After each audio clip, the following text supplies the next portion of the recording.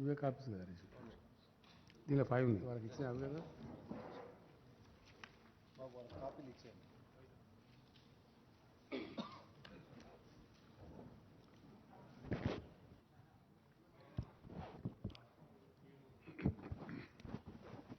మీరు తొందరగా ఇచ్చేస్తే బెటర్ అందరికీ.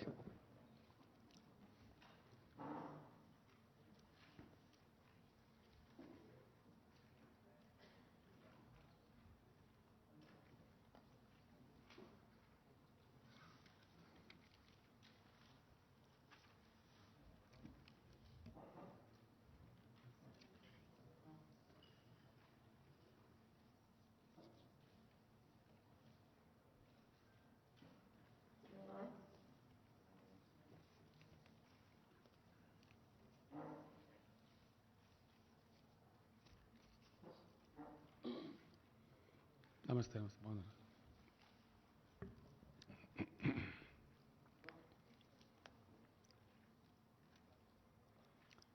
చెప్పేసుకుందాం కదా.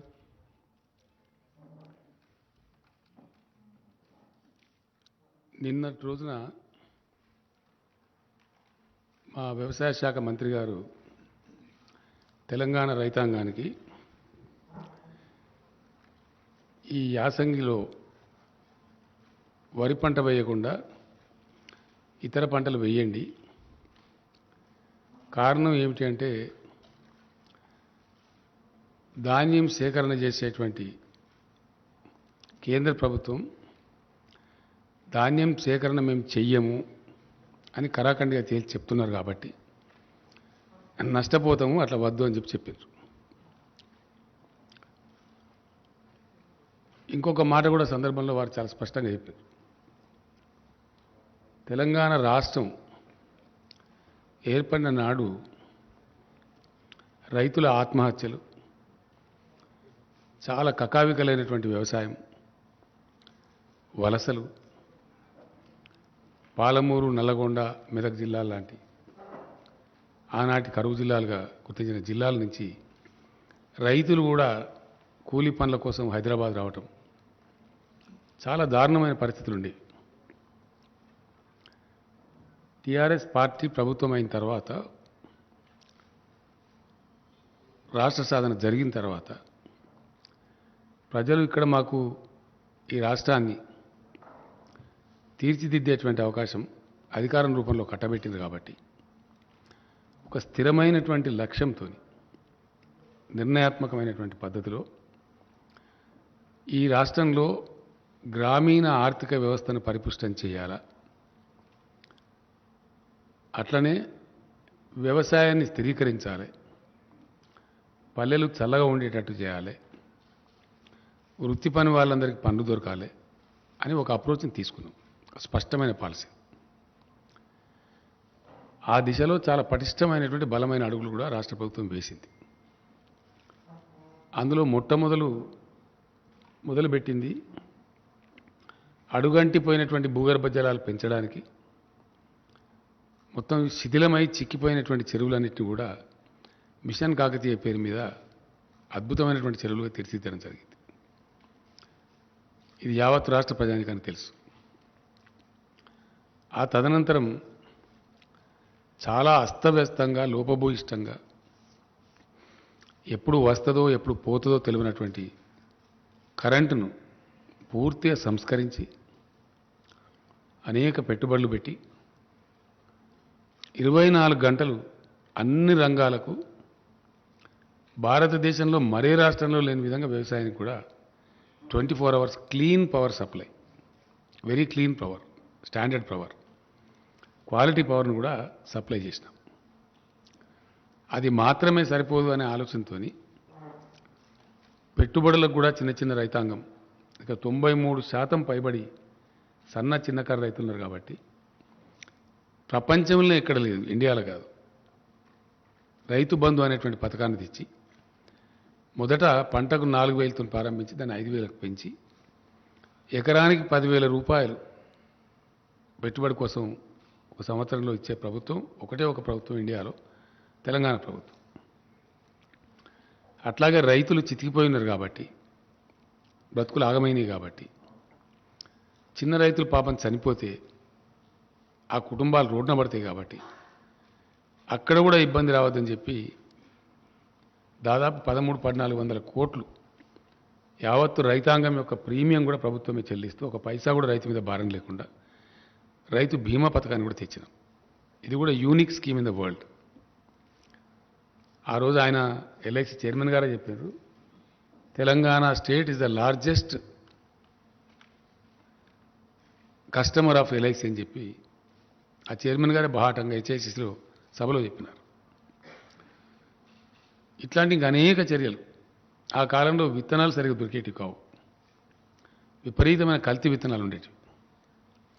మొత్తం భారతదేశంలో కేంద్రాన్ని కొన్ని నెలల పాటు కొట్లాడి ఒప్పించి పీడీ యాక్ట్, కల్తీ విత్తనాల అమ్మిల మీద పీడీ యాక్ట్ ఉన్న ఒకే ఒక రాష్ట్రం తెలంగాణ, ఇండియాలో ఎక్కడ లేదు. అది కూడా మమ్మల్ని చాలా సతాయించింది కేంద్రం అది ఇవ్వమంటే. అనేక నెలలు పోరాటం చేసి కేంద్రాన్ని ఒప్పించి కల్తీ విత్తనాలు అమ్మిన వాళ్ళ మీద పీడీ యాక్ట్ తెచ్చిన ఒకే ఒక రాష్ట్రం ఇండియాలో. ఇది రైతాంగం యొక్క శ్రేయస్సును కోరుకోలే. ఎరువులు అసలు దొరికేటి కావు. తెలంగాణ ఏర్పడక ముందు రైతాంగానికి ఎరువులు కావాలంటే రోజుల తరబడి లైన్లలో ఉండటం, అక్కడ గలాటాలు కావటం, చివరికి పోలీస్ స్టేషన్లలో ఎరువు బస్తాలు పెట్టిన అమ్మిన పరిస్థితులు కూడా మనం చూసినాం. రైతులు చూసినది అందరి గమనంలో ఉంది, అందరికి తెలిసిన విషయం. ఆ రోజు మొత్తం వాడినటువంటి ఎరువులలో ఈరోజు 3 ఫోల్డ్స్ పెరిగిపోయింది. అప్పటికిప్పటికి 3 రెట్లు ఎక్కువ పెరిగింది. దాదాపు 50-55 లక్షల టన్నుల 2 పంటలకు కలిపి ఎరువుల వాడకం జరుగుతూ ఉంది. ఆ రోజు కేవలం 13-14 లక్షలు ఉంటేనే పోలీస్ స్టేషన్లో పెట్టి అమ్మించారు. కానీ కేంద్రాన్ని ఒప్పించి, ఆయన ఇప్పుడు లేరు పాపం, చనిపోయినారు, అనంతకుమార్ గారు అని మినిస్టర్ ఉండేప్పుడు, వాళ్ళని ఒప్పించి మాకు సమ్మర్లో ఇవ్వండి, ఎవరు తీసుకున్నప్పుడు మేము తీసుకుంటామని చెప్పి వాటిని పెట్టడానికి గోడౌన్లు కూడా నిర్మాణం చేసి అగమేఘాల మీద అది కూడా పునరుద్ధరించి మంచి విత్తనాలు అందుబాటులోకి తేవడం, ఎరువులు అందుబాటులోకి తేవడం, మిషన్ కాకతీయ ద్వారా చెరువుల పునరుద్ధరణ చేసి భూగర్భ జలాలు పెంచడం, 24 గంటలు క్వాలిటీ పవర్ సప్లై చేయడం, పెట్టుబడికి రైతు బంద్ చేయడం, దురదృష్టవశాత్తు రైతు చనిపోతే రైతు బీమా ఇవ్వడం. ఇట్లాంటి చర్యల వల్ల అద్భుతమైనటువంటి వ్యవసాయ స్థిరీకరణ జరిగింది.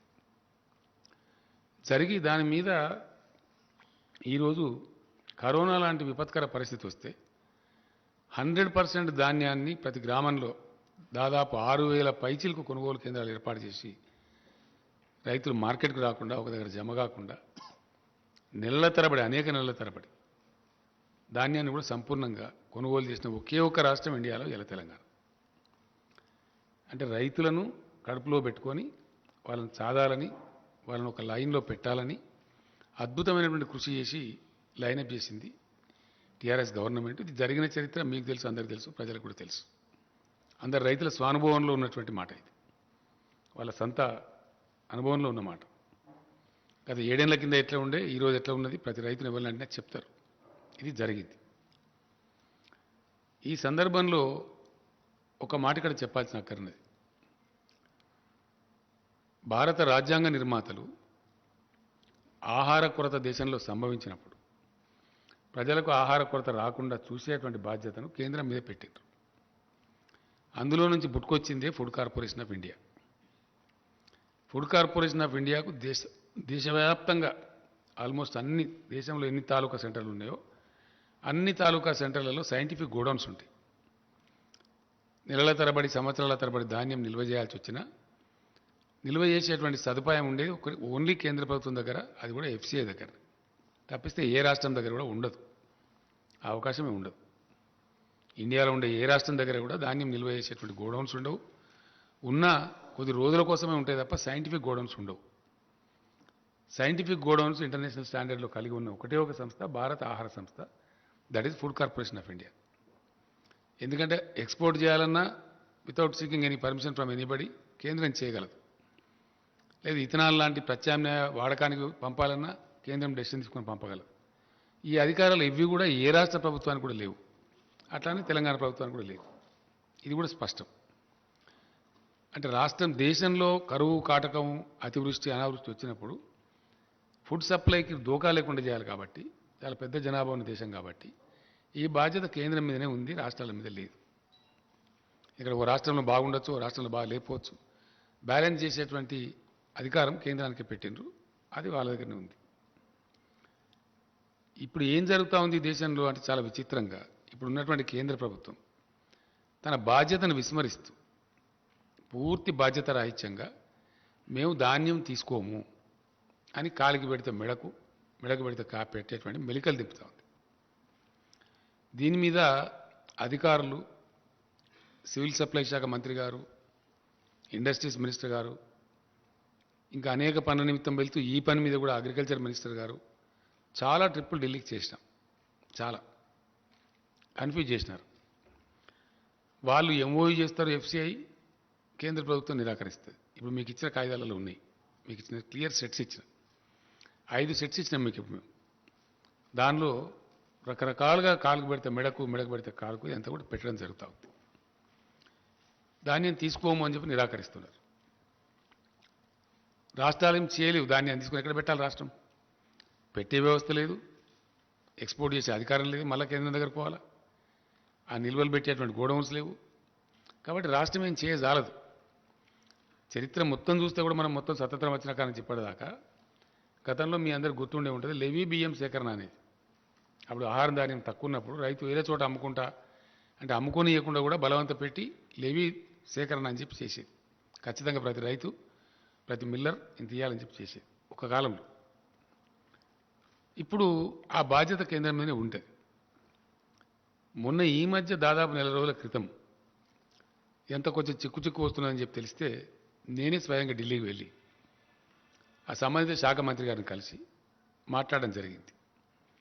ఎఫ్సిఐ ఎంఓయూ చేయడం, మీరు నిరాకరించడం, మరి ఇది సరైన పద్ధతి కాదు కదా.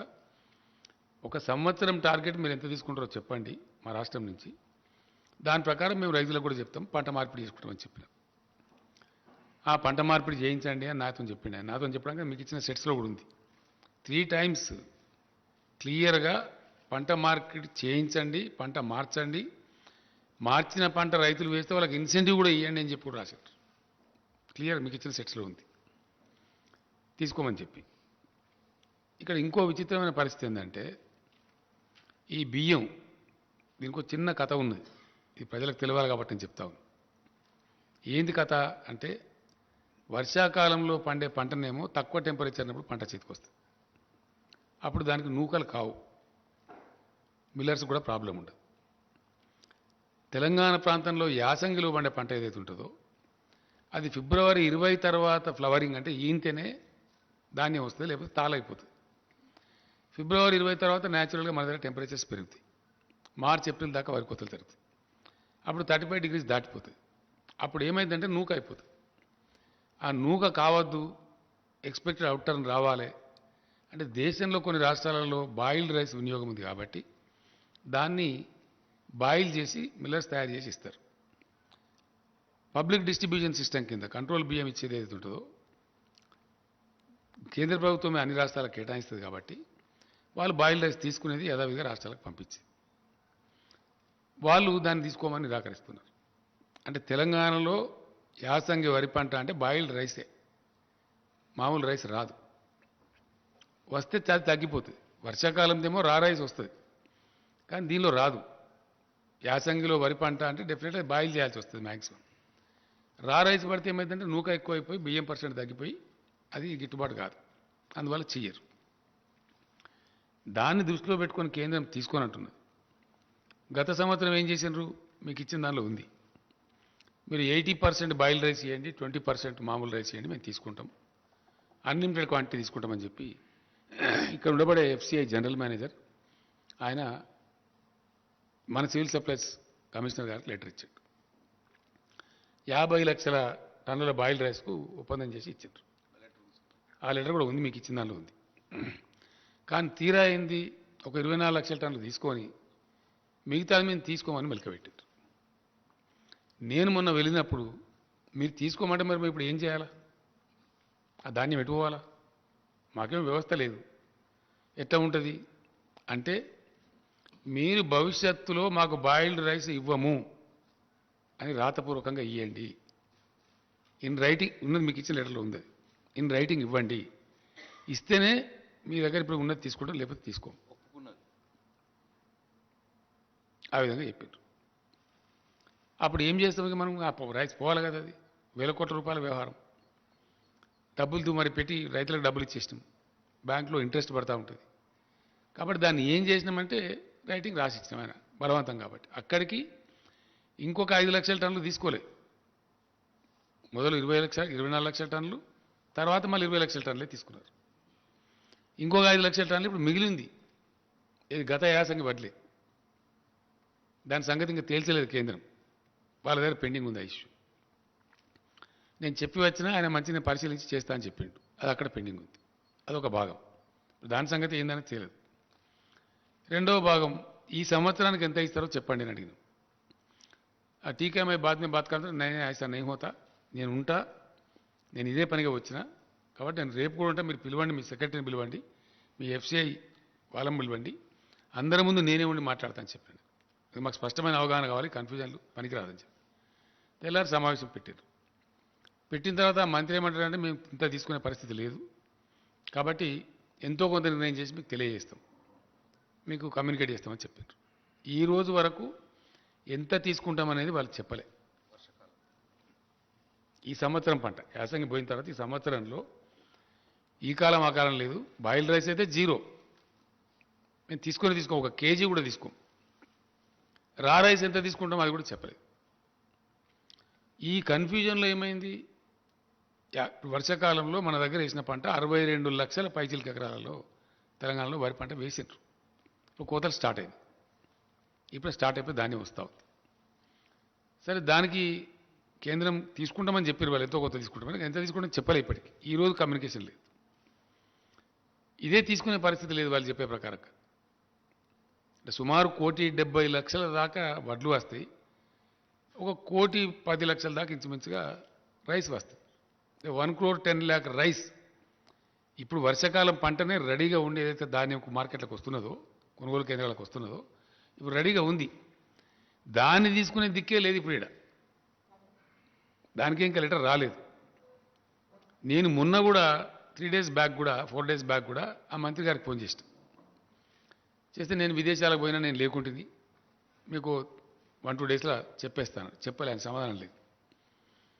లేకపోగా ఏం చేసిండ్రు, మీ దగ్గర 62 లక్షల ఎకరాలలో వరి పంట లేనట్టున్నది, శాటిలైట్ పిక్చర్ చూపెడతలేదు అని మనల్ని కించపరిచే మాట మాట్లాడు. నాకు కోపం వచ్చి నేను చెప్పిన, ఇదేం పద్ధతి అండి, మీరు తీసుకోమంటే తీసుకోమని చెప్పండి, తీసుకుంటామంటే తీసుకుంటామని చెప్పండి. ఒక రాష్ట్ర ప్రభుత్వంగా మేము లేని వారిని ఉన్నట్టు చెప్తామా? అటువంటి అక్రమాకి ఏముంటుంది? అది ఓను మళ్ళీ మేము రికార్డ్స్ డిజిటలైజ్ చేసినాము, ధరణి పోర్టల్ తెచ్చినాము, ప్లస్ రైతు బంధు డబ్బులు ఇస్తాం మేము. ఏ రైతుకు డబ్బులు ఇస్తున్నాం అనేది మా ఫైనాన్స్ సెక్రటరీ గారు ఇక్కడ హైదరాబాద్లో వేస్తే వాళ్ళ బ్యాంక్ ఖాతాలకు వెళ్ళిపోతున్నాయి. కాబట్టి ఇంత పారదర్శకంగా చేసేదాన్ని మీరు కాదని చెప్తే చాలా టూ మచ్, ఇది కరెక్ట్ కాదు అని కోపానికి వచ్చారు. సరేనండి, మంచిది, మీ వాళ్ళని పంపమంటే మన అగ్రికల్చర్ సెక్రటరీ, మన ఫైనాన్స్ సెక్రటరీ మన ఢిల్లీకి పోయి 3 రోజులు ఉండి వచ్చారు. దాని మీద ఇప్పుడు ఉలుకు లేదు, పలుకు లేదు, ఇప్పటి సమాధానం రాలే. అంటే 62 లక్షల ఎకరాల్లో వచ్చేటువంటి సుమారు 1,70,00,000 వడ్లదే అతి గతి లేదు ఇప్పుడు, ఇది రెడీగా వచ్చిన పంటదే. ఇది ఉన్న యథాతథమైన పరిస్థితి. దీని మీద వాళ్ళు ఎట్లా మాటలు మార్చినరో, ఎట్లా లెటర్లు ఇచ్చినరో, ఇవన్నీ కూడా ఇప్పుడు మీకు నేను 5 సెట్స్ ఇచ్చిన. దానిలో హైలైట్ కూడా చేసినాం మేము. ఎస్, వస్తుంది ఇప్పుడు ఆటోమేటిక్గా, దానికే ఇప్పుడు ఏం లేదు. ఇది ఈ విధంగా ఉంది. ఈ విధంగా ఉన్నటువంటి దాన్ని, ఇదే ఒక ఇబ్బంది ఉంది, ఒక సమస్యాత్మకంగా ఉంది, ఇది ఏం తేలాలని చెప్తే మన ఇటీవల శాసనసభ సమావేశం జరిగినప్పుడు కూడా దానిలో కూడా నేను స్పష్టంగా చెప్పిన రైతాంగానికి, ఇదంతా ఇప్పుడు మీకు చెప్పిన సబ్జెక్ట్ అంతా చెప్తూ, నవంబర్లో మొదటి వారంలో కానీ రెండో వారంలో కానీ ప్రకటిస్తారు, ప్రభుత్వం ప్రకటిస్తుంది, యాసంగిలో ఏ పంటలు వేసుకోవడం ఉత్తమం అనే మాట చెప్తామని చెప్పాను. అక్కడి నుంచి సమాధానం లేదు ఒకటి. రెండోది బాయిల్ రైస్ అయితే తీసుకోమని చెప్పాను, 2 స్పష్టంగా ఉంది. కాబట్టి వరి పంట వేస్తే ఏమవుతుంది, రైతులు నష్టపోతారు, అది అమ్ముడు పోదు, రాష్ట్ర ప్రభుత్వం కొనుగోలు చేయజాలదు, బికాస్ కేంద్రం తీసుకోదు. కాబట్టి రాష్ట్ర ప్రభుత్వం తీసుకొని ఏం చేయాలా, తీసుకోజాలన్నప్పుడు ఎటు పోవాలి, పోదు. దానికి బదులుగా మేము గతంలో 15-20 రోజుల నుంచి 30 రోజుల నుంచి నేను 2-3 టైమ్స్ నేను మినిస్టర్ గారు అంతా రివ్యూలు చేసి ఏ ఏ పంటలు వేయడానికి అనుకూలంగా ఉంటుంది శాస్త్రవేత్తలను పిలిపించి అగ్రికల్చర్ యూనివర్సిటీని పిలిపించి మాట్లాడి కొన్ని రకాల సీడ్స్ మన దగ్గర లేకపోతే కూడా దాన్ని తెప్పించినాం. ఏ పంటలు అయితే వేయచ్చో ఏ పంట లాభసాటి ఉంటుందో నువ్వులు కానీ ఆవాలు కానీ మన పల్లికాయ కానీ ఇంకా ఇతర దాదాపు 9-10 పంటలని వేయదగినటువంటి వరికంటే మంచి లాభం వచ్చే పంటలు కూడా ఉన్నాయి. మనం ఎందుకంటే కరెంటు తెచ్చినాం, నీళ్లు తెచ్చినాం, భూగర్భ జలాలు పెంచినాం, పెట్టుబడి ఇస్తున్నాం, రైతాంగం చేయడానికి సిద్ధంగా ఉన్నారు, వ్యవసాయ స్థిరీకరణ జరిగింది రాష్ట్రంలో. కాబట్టి మన రైతాంగం నష్టపోవద్దు, రైతాంగాన్ని కాపాడుకోవాలి అని మేము ఇతర పంటలు వేయమని చెప్పాం. నిన్న వ్యవసాయ శాఖ మంత్రి గారు స్టేట్మెంట్ ఇచ్చారు. ఇది ధాన్యం పంట, దాని సేకరణ, దాని చుట్టూ ఉన్నటువంటి విషయం ఒక స్పష్టమైన అవగాహనతోని మేము చెప్పిన రైతులకు ఎందుకు చెడిపోయి ఎటుకాకుండా అయిపోయి గత్తరబిత్తరైపోయి ఆత్మహత్యలు చేసుకొని ఆగమైపోయిన తెలంగాణ రైతాంగాన్ని 7 సంవత్సరాల అవిరళ కృషి ద్వారా అనేక పటిష్టమైన చర్యల ద్వారా ఒక దరికి తెచ్చినాం మేము. డెఫినెట్గా ఇలా గ్రామాలలో సంతోషం ఉన్నది, పంటలు పండుతున్నాయి, మంచిగా అద్భుతమైన పంటలు పండుతున్నాయి, నీళ్లు వస్తున్నాయి. కాకతీయ కెనాల్లో దాదాపు 9 నెలల పాటు నీళ్లు పారే పరిస్థితి కళ్ళారా చూస్తూ ఉన్నాం. ఇతర అనేక ప్రాజెక్టులు పారుతున్నాయి. ఇట్లా చేసి పెండింగ్ ప్రాజెక్టు కంప్లీట్ చేసినాం, కాళేశ్వరం లాంటి పెద్ద ప్రాజెక్టులను కంప్లీట్ చేసినాం. ఇవన్నీ చేసి ఒక స్థిరీకరణ చేసి ఇప్పుడిప్పుడే స్థిరపడి నిలదొక్కుని బ్రహ్మాండంగా రైతాంగం ఒక ఆశావాద దృక్పథం అయిపోతున్నారు. బ్యాంకులలో లోన్లు తీసుకుంటలేరు, తగ్గిపోతూ ఉంది. పెట్టుబడి అందిస్తున్నాం కాబట్టి సకాలంలో టైంలు పోతుంది కాబట్టి చిన్న రైతుకైతే బ్యాంక్ పోయి లోన్ తీసుకునే అవసరమే లేకుండా పోతూ ఉంది. ఆ రకంగా జరుగుతూ ఉంది. ఈ పరిస్థితి ఈ విధంగా ఉంటే నిన్న మంత్రి గారు స్టేట్మెంట్ ఇస్తే ఈ రాష్ట్ర బీజేపీ అధ్యక్షుడు, దేశాన్ని పరిపాలించేటువంటి బీజేపీ అధ్యక్షుడు చాలా బాధ్యతారహితంగా అసత్యమైనటువంటి విషయాన్ని, పచ్చి అబద్ధాన్ని ఆయన చెప్తున్నాడు. ఏమని చెప్తున్నాడు ఆయన? మీరు రైతులు వరి పంటనే పండించాలి, పండించండి, మెడలు వంచి మేము కొనిపిస్తాం. ఎవరి మెడలు వంచుతాడైనా? ఆయన మెడ వంచుకుంటాడా? కేంద్రం మెడ వంచుతాడా? ఎవరి మెడ వంచుతాడు? ఇంత దురుసుగా ఎట్లా మాట్లాడతారు నాకు అర్థం కాదు. ఏం పద్ధతిలో మాట్లాడతారు?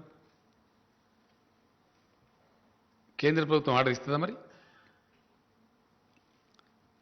నేను కూడా ఈరోజు చెప్తున్న రైతాంగానికి ఏంటంటే, తెలంగాణలో సామెత ఉంటుందండి, మంది మాటలు పట్టుకొని మార్మానం పోతే మళ్ళొచ్చే వరకు ఇల్లు కాలిపోయింది.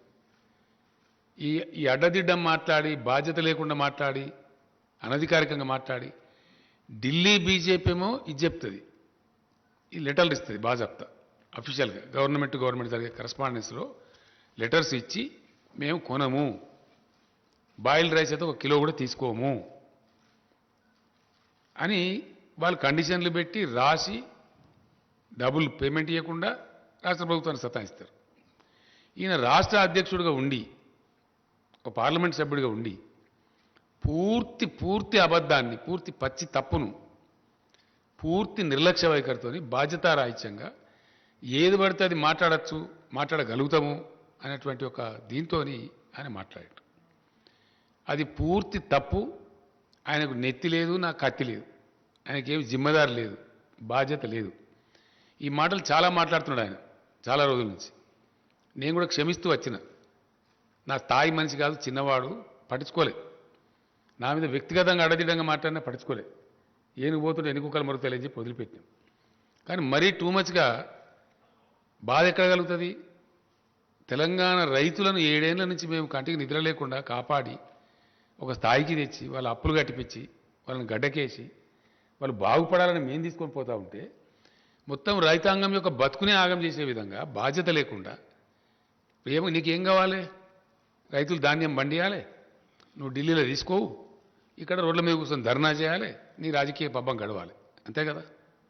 దీని అనుకున్నది ఏంది? What is that we should understand. ఇలా నేను మాట్లాడాల్సిన అవసరం ఏమొచ్చింది ప్రత్యేకించి? నిన్న అతను స్టేట్మెంట్ ఇచ్చి ఒక కన్ఫ్యూజన్ క్రియేట్ చేసింది కాబట్టి డెఫినెట్లీ నేను రైతాంగానికి చెప్తా ఉన్నా, ఈ సొల్లు కబుర్లు నమ్మి, ఈ పనికి మాలిన మాటలు నమ్మి వరి పంట కనుక వేస్తే దెబ్బ తింటాము.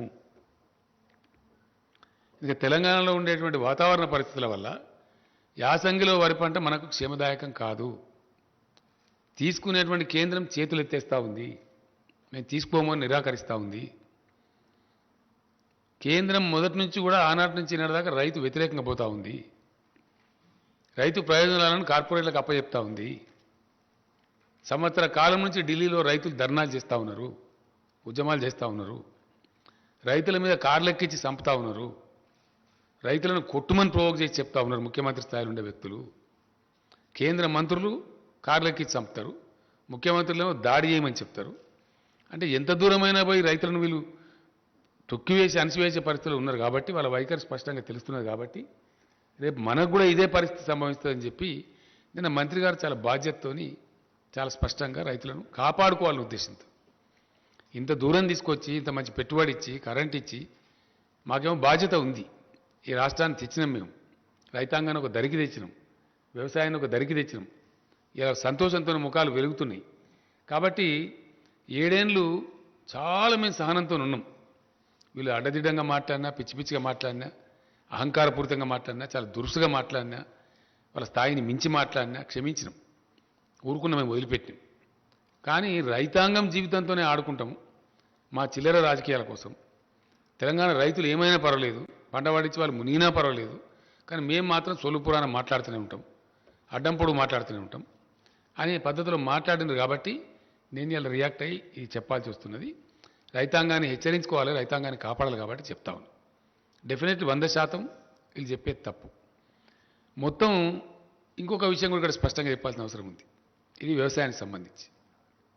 ఎస్, డెఫినెట్గా నేను రైతులకు మనవి చేస్తూ ఉన్నా. 7 ఏళ్ళు మిమ్మల్ని కాపాడింది ఎవరో మీకు తెలుసు, మీకు మంచి కరెంట్ ఇచ్చేది ఎవరో మీకు తెలుసు, ఎరువులు సప్లై ఎట్లా జరుగుతుందో మీకు తెలుసు, మీకు ఇలా ధాన్యం అక్కర పడ్డప్పుడు ఎట్లా కొనుగోలు చేసినామో మీకు తెలుసు. మీరు నష్టపోవద్దని, మీకు ఇబ్బంది కావద్దని, మీరు మునిగిపోవద్దని, అనవసరంగా కేంద్రం కొన్నటువంటి ధాన్యాన్ని పండించి దెబ్బతినవద్దని, మళ్ళా తెలంగాణ రైతులకు దుస్థితి రావద్దని మేము ఈ మాట చెప్పినాం. నిన్న మంత్రి గారు చెప్పిన మాట ఎందుకు చెప్పిండు ఆయన? అక్కడి నుంచి జవాబు లేదు. వర్షాకాలం పంటకి తీసుకురా తెలియదు. అయినా మేము కొనుగోలు కేంద్రాలు ప్రారంభించినాం. ఎట్లనే చేసి ఫైట్ చేద్దాం, కాదంటే ఇంకేదైనా చేద్దాం, కానీ రైతులు మాత్రం నష్టపోనియద్దు. ఈ వర్షాకాలంలో వండిన పంట కొననైతే కొందాం, తర్వాత చూద్దామని చెప్పి ధైర్యం చేసి మేము కొనుగోలు కేంద్రాలు స్టార్ట్ చేస్తాం. కొనుగోలు కేంద్రాలు పెట్టాలని ధర్నా చేస్తారు వీళ్ళే, ఎక్కువ పెట్టాలని చెప్పి. ఢిల్లీలో ధాన్యం కొనరు వీళ్ళే. మళ్ళీ ఇప్పుడు యాసంగిలో పంట ఏమని చెప్పి బాధ్యతారహితంగా చెప్తారు వీళ్ళే. అంటే ఏంది ఇది? దీన్ని ఎట్లా అర్థం చేసుకోవాలా? ఇది బాధ్యత కలిగిన ముచ్చటేనా మాట్లాడేది? ప్రతి విషయంలో కూడా ఇదే మోసం, ప్రతి మాటలో కూడా ఇదే ఒక అహంకారంతో కూడుకున్న ముచ్చట. చాలా చూసినాం ఇట్లా. పెట్రోల్ డీజిల్ ధరలున్నాయండి. పెట్రోల్ డీజిల్ ధరలు అద్భుతమైనటువంటి పద్ధతిలో అబద్ధం చెప్పింది కేంద్ర ప్రభుత్వం. ఎస్, 14లో వీళ్ళు అధికారానికి వచ్చిన నాడు క్రూడ్ ఆయిల్ ధర ఇంటర్నేషనల్ మార్కెట్లో $105.52 ఉంది, US డాలర్స్, $105.52. ఇవాళ క్రూడ్ ఆయిల్ ధర $83 ఉంది. బీజేపీ అధికారంలోకి వచ్చిన 2014 నుంచి నేటి వరకు ఏ ఒక్క సంవత్సరం కూడా 105ను మించి పోలే. $105 దాటలే ధర. మనందరికీ తెలుసు, మనం వార్తలు చూసినాం. ఆయిల్ ప్రైజెస్ క్రాష్ అయిపోయి $30 పోయింది ఒకసారి, అయితే $30 పోయింది. బ్రెజిల్ దేశం దెబ్బతిన్నది, రష్యా ఎకానమీ దెబ్బతిన్నది. అవన్నీ కూడా మనం చూసినాం. అయినా వీళ్ళు అంతర్జాతీయ విపణిలో పెరిగింది అని అబద్ధం చెప్పి మోసం చేసి 2 మోసాలు చేసిండ్రు కేంద్ర ప్రభుత్వం. ఒకటి, పెరగని అంతర్జాతీయ ధరలు పెరిగినాయి అని అబద్ధం చెప్పిన ప్రజలకు, దేశానికి. నెంబర్ 1. నెంబర్ 2, పెంచే పద్ధతి వాస్తవానికి ఏంటంటే సుంకం పెంచాలి, అది పెంచకుండా దాన్ని సెస్ రూపంలో కన్వర్ట్ చేశారు రాష్ట్రాల వాటా ఎగ్గొట్టడానికి. ట్యాక్స్ రూపంలో కలెక్ట్ చేస్తే, ట్యాక్స్ పెంచి చేస్తేనేమో ఆటోమేటిక్గా డివైజ్ పూల్లోకి పోతుంది. రాష్ట్రాలకు 41% వాటా ఇవ్వాలి. రాష్ట్రాల వాటా ఎగ్గొడుతూ, రాష్ట్రాల నోరు కొడుతూ దాని పేరు సెస్ కింద మార్చి సెస్ వసూలు మొదలుపెట్టారు. లక్షల కోట్ల రూపాయలు, అనేక లక్షల కోట్ల రూపాయలు. ఇలా ఏపీ చీఫ్ మినిస్టర్ గారు అయితే పేపర్లో ఒక అడ్వర్టైజ్మెంట్ ఇచ్చిండ్రు. చేసి ఏం చేసిండ్రు? భయంకరంగా పెంచేసారు. ఆ రోజు 77 రూపాయలు పెట్రోల్ ధర ఉంటే 114.49 రూపాయలు చేశారు. 77 రూపాయల నుంచి 114 రూపాయలు చేశారు పెట్రోల్ ధర. డీజిల్ ధర 68 రూపాయలు ఉంటే 107 రూపాయలు చేశారు. 107 రూపాయలు 40 పైసలు చేసి ఈ పెరుగుదల మీద వచ్చిన మొత్తం డబ్బు రాష్ట్రాల నోరుగొట్టి వాళ్ళే తీసేసుకున్నారు.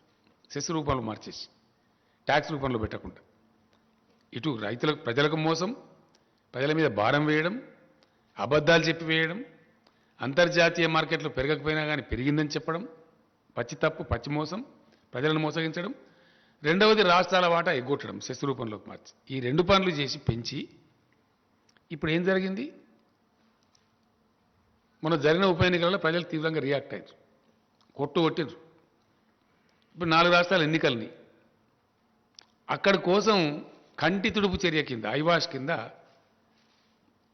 ఒక 5 రూపాయలు పెట్రోల్ మీద, డీజిల్ మీద ఎంత 10 రూపాయలు తగ్గించి ఇదేదో మేము ఘనకార్యం చేసినాం. పెంచింది కొండంతా, తగ్గించింది పిసరంత. కొండంత పెంచి పిసరంత తగ్గించి ఇంకా ఈ గొప్పతనానికి మేము చేసిన గొప్పతనానికి మేము చేసిన మోసానికి మీరు రాష్ట్రాలు కూడా తగ్గించండి. మేము ధర్నాలు చేస్తాం. ఎవరు ధర్నా చేయాలా? ధర్నా మీరు చేయన్నా మేము చేయన్నా? నేను ఇప్పుడు డిమాండ్ చేస్తా ఉన్న కేంద్ర ప్రభుత్వాన్ని, ఈ రాష్ట్ర బీజేపీని, సెస్ విత్డ్రా చేసుకోండి మొత్తం. కమాన్ విత్ ద సెస్. 105 రూపాయలు దాటనే లేదు. ప్రజల మీద భారం వేయద్దంటే, మీకు ప్రజల మీద ప్రేమ ఉంటే డెఫినెట్గా మీరు 77 రూపాయలకి పెట్రోల్ ఇచ్చేయాలి. 2014 రేట్కి ఇవ్వచ్చు. పెరగలే, మీరు పెంచారు. ప్రజల మీద మీరు భారం వేశారు. సైమల్టేనియస్లీ రాష్ట్రం ఒక పైసా పెంచలే.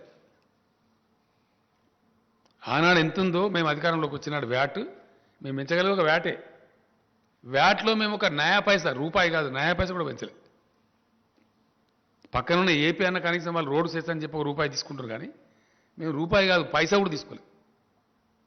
ఒకటి మీరు పెంచిండ్రు, 2 మేము రాష్ట్రం పెంచలే. ఇలా మమ్మల్ని తగ్గించి మేము ఎట్లా మాట్లాడతావు? నువ్వు ఏ నైతికతతో మాట్లాడతావు? అంటే అడ్డం పొడువు ఇష్టం వచ్చినట్టు నోటికొచ్చినట్టు ఏదైనా సరే మాట్లాడచ్చు అని చెప్పి ఒక అహంకారంతో మాట్లాడుతూ ఉన్నారు. మితిమీరి అతిమీరి అడ్డదిడ్డంగా మాట్లాడుతూ ఉన్నారు. నేను ఇక్కడ ఒకటే మాట మనం చేసేది ఏంటంటే, నన్ను వ్యక్తిగతంగా నిందించినా నేను పడ్డా. ఇదే రాష్ట్ర బీజేపీ అధ్యక్షుడు చాలా చిల్లరగా, చాలా నీచంగా, చాలా దారుణంగా కేసీఆర్ను జైలుకు పంపిస్తాం, మా వ్యూహం మాకు ఉంది, మా జాతీయ అధ్యక్షుడు చెప్పిండు నాకు అని బహిరంగ ప్రకటనలు చేసిండు. అయినా మేము కేర్ చేయలే. ఏనుగోంగా ఎన్ని కుక్కలు మరుగుతాయి అనుకుని నన్ను జైలుకు పంపిస్తావాను? బలుపా? అహంకారమా? ఏం కళ్ళు నెత్తికొచ్చినాయా? ఎవరితో మాట్లాడుతున్నావు నువ్వు? ఇంత అహంకారం ఏంది నాకు అర్థం కాదు. తప్పులు చేసేది మీరు, ప్రజల మీద భారం వేసేది మీరు, రైతులను మోసం చేసేది మీరు, రైతులు పండించే ధాన్యాన్ని కొనంది మీరు. మీ అసమర్థతను, మీ తెలివి తక్కువతనాన్ని, మీకు పరిపాలించలేని శక్తి లేనితనాన్ని ఇలా రాష్ట్రాల మీద రుద్ది రాష్ట్రాల ముఖ్యమంత్రులను జైలు పంపుతావాను? ముడతావా కేసీఆర్ను? ముట్టు చూడు బిడ్డ, టచ్ చేసి చూడు కేసీఆర్ను. కేసీఆర్ను జైలుకు పంపి నువ్వు ఇక్కడ బతికి బట్టగాడి తిరుగుతా అనుకుంటున్నావా? ఏమి మేము చేతులు ముడుచుకొని కూర్చున్నాం అనుకుంటున్నావా? ఇష్టం వచ్చినట్టు మాట్లాడచ్చునా? ఇష్టం వచ్చిన ప్రచారాలు చేయొచ్చునా? సోషల్ మీడియాలో ప్రచారం, బయట ప్రచారం, అన్ని అబద్ధాలు. అన్నిటికన్నీ మేమేదో డబ్బులు ఇస్తే మేము డైవర్ట్ చేసినట్టు మాట్లాడడం. ఇచ్చిన డబ్బులు మిమ్మల్ని జాదే తెలంగాణ అయ్యాల. అది నేను చెప్తలేను, రిజర్వ్ బ్యాంక్ ఆఫ్ ఇండియా చెప్పింది. It's not my statement. Reserve Bank of India best contributing స్టేట్స్లో the best contributing state is Telangana అని చెప్పింది. మేమిచ్చే డబ్బుల మీద మీరు నడుపుతారు ఢిల్లీ, మీరు ఇచ్చే డబ్బుల మీద మేము నడపలేము. మొత్తం మీద ఈ 7 ఏళ్లలో, గతించిన 7 ఏళ్ల కాలంలో రాష్ట్రానికి కేంద్రం నుంచి వచ్చిన సొమ్ము కేవలం 42,000 కోట్ల రూపాయలు. Only 42,000 crores. అది అన్ని రాష్ట్రాలకు వచ్చినట్టు మనకు వచ్చింది. మెయిన్గా దానిలో 2-3 స్కీమ్లే ఉంటాయి. ఒకటి నరేగా, రెండవది NRHM, national rural health machine, మూడవది సర్వశిక్షా అభియాన్ అని ఎడ్యుకేషన్. ఇంతకు మించి రావు డబ్బులు. ఒక్క రోజు కూడా ఒక్క రూపాయి ఇవ్వలేదు. స్టేట్ రీఆర్గనైజేషన్ చట్టం ఏదైతే ఉందో ఆ చట్టం ప్రకారంగా 450 కోట్లు మనకు రావాలి. BRGF funds, backward region development funds ఎగ్గొట్టిండ్రు. అవి తీసుకొని రారు వీళ్ళు, అవి మాట్లాడరు, దాని గురించి మాట్లాడరు. మంత్రుల మీద, ముఖ్యమంత్రి మీద పెద్దంతరం చిన్నంతరం లేకుండా కళ్ళు నెత్తికెక్కి ఎంత పడితే అంత మాట్లాడి, మేము ఎందుకంటే రాష్ట్రం కొత్తగా తెచ్చుకున్నాం, ఎందుకు మనకు పెద్ద కేంద్రంతో అంత పెద్ద అప్ఫ్రంట్ కన్ఫ్రంటేషన్ ఎందుకు, ఒక పద్ధతిగా రాష్ట్రాన్ని సెటిల్ చేసుకుందామని మేము ఓపిక వహించి సంయమనం వహించి కేంద్రం సహకరించకున్నా 5 సంవత్సరాలు హైకోర్టు విభజన చేయలే. ఎందుకు చేయలేదు నేను అడుగుతా ఉన్నా. ఏం కారణం చేసి చేయలేదు? మీది అసమర్థ ప్రభుత్వం కాదా? Why did not you separate the high court for 5 long years? What was the intention behind it? రాష్ట్రం వస్తుంది, రాష్ట్రానికి నీళ్ళ వాటర్ రావాలి. మేము అడిగినాం, కేంద్ర ప్రభుత్వాన్ని అడిగే అధికారం మాకు ఉంది కాబట్టి అడిగినాం. సెక్షన్ 3 కింద ట్రిబ్యునల్కి రిఫర్ చేయండి, మాకు వాటర్ తేల్చాలని చెప్తే ఈరోజు తేల్చరు. ఏం కారణం? మీ అసమర్థతనా, మీ అవివేకమా, మీ తెలివి తక్కువతనమా, మీ చేతగాంతనమా? అది చేత కాదు మీకు, అది మాట్లాడేది లేదు. బీఆర్జీఎఫ్ ఫండ్స్ 450 కోట్లు రావాలి, దాని గురించి మాట్లాడేది లేదు. చట్టం ఉంది, నవోదయ పాఠశాలల చట్టం ఉంది. ఇప్పటికీ 50 దరఖాస్తులు ఇచ్చిన ప్రధానమంత్రికి నేను. 50 కొత్త జిల్లాకు ఒక నవోదయ పాఠశాల పెట్టి తీరవలే కేంద్ర ప్రభుత్వం అని చట్టం ఉంది. ఇది యాక్ట్ ఉందండి, మీరు యాక్ట్ కింద మాకు ఇవ్వాలి ధర్మం అని చెప్పి కొత్త జిల్లాలకు నవోదయ పాఠశాల ఇవ్వమంటే ఒక్కటి కూడా ఇవ్వలే. నో. 157 కళాశాలలు, మెడికల్ కళాశాలలు మంజూరు చేస్తే తెలంగాణకు ఒకటి ఇవ్వలే. Not even 1. ఏడవన్నారు ఈ బీజేపీ నాయకులు? ఇక్కడ నుంచి ఉన్న కేంద్ర మంత్రి ఎక్కడ వండుకున్నాడు? ఇక్కడ నుంచి ఉన్న ఎంపీలు ఎక్కడ వండుకున్నారు? What is your answer? First దీనికి సమాధానం చెప్పు. ఇప్పుడు మేం పెడతాం ధర్నాలుగా. ఎస్, ఉత్తర భారతంలో రైతులు ఎవరైతే కొట్లాడుతున్నారో వాళ్ళకి అండగా నిలుస్తాం. రైతు వ్యతిరేక చట్టాలు మొత్తం విత్డ్రా చేసుకోవాలి, ధర్నా చేస్తాం. డెఫినెట్గా సీరియస్గా కొట్లాడతాం. పెట్రోల్ మీద పెంచినటువంటి సెస్సులు పెట్రోల్ డీజిల్ మీద వెంటనే విరమించుకోవాలి. మిమ్మల్ని పండనీయం, నిల్వనీయం.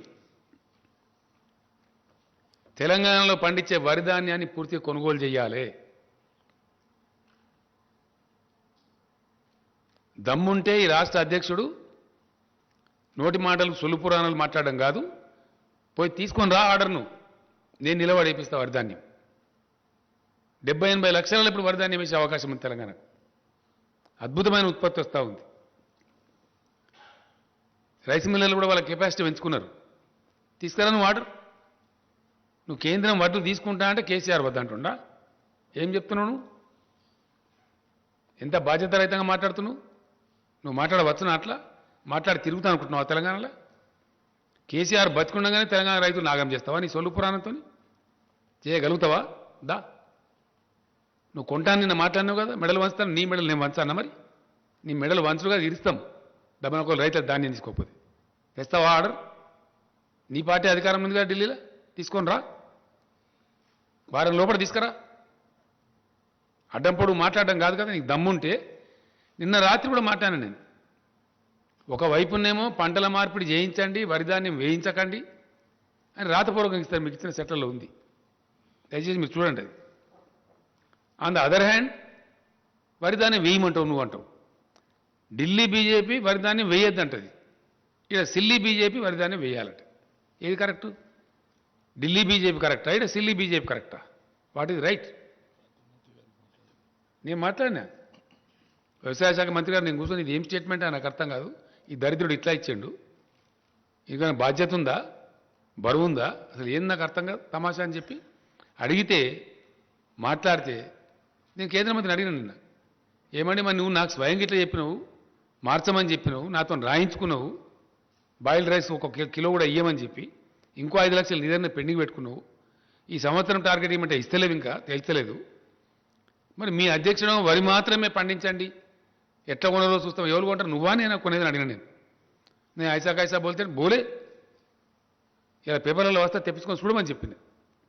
ఎలక్ట్రానిక్ మీడియాలో ఆల్రెడీ వచ్చింది, నువ్వు తెప్పించుకొని చూడు, పేపర్లు తెప్పించుకొని ఇలా మీ ఇంటెలిజెన్స్ ద్వారా తెప్పించుకోండి ఏం మాట్లాడిండో అని అడిగినాం.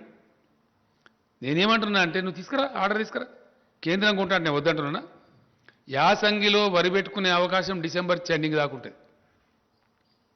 నేను తెలంగాణ రైతాంగానికి ఒకటే మనవి చేస్తా ఉన్నా, డిసెంబర్ చివరి దాకా కూడా మనం వరి ధాన్యం పెట్టుకోవచ్చు. ఈ సిల్లీ బీజేపీ, దొంగ బీజేపీ ఆర్డర్ ఇస్తుందా? ఈ ఆర్డర్ తీసుకురా. 1.5 కోటి టన్నులు తీసుకుంటాం బాయిల్ రైస్ అని చెప్పి తీసుకురా. మొత్తం నేనే సీడ్ సప్లై చేయించి బ్రహ్మాండంగా నేనే పంట వేపిస్తాను నిలబడి.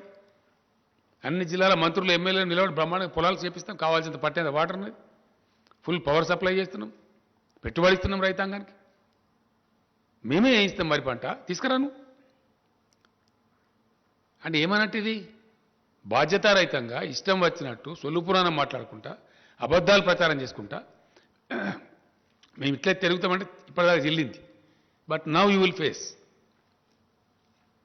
వర్షాకాలం ధాన్యం తీసుకునేదాకా నిద్ర పోనీయం, యాసంగి పక్కకు పెట్టు. కేంద్ర ప్రభుత్వాన్ని నిద్ర పోనీయం, ఇక్కడ వీళ్ళని కూడా తిరగనీయం బజార్ మీద. మేం చేస్తాం ధర్నా. మీ ధర్నా సంగతి ఏందో మెడలు ఎవరి వంచాను, నీ వంచాను, నా వంచాను, ఎవరి వంచాను, ఏ ప్రభుత్వాన్ని వంచాను ప్రజల ముందు పెడతాం బజార్లో.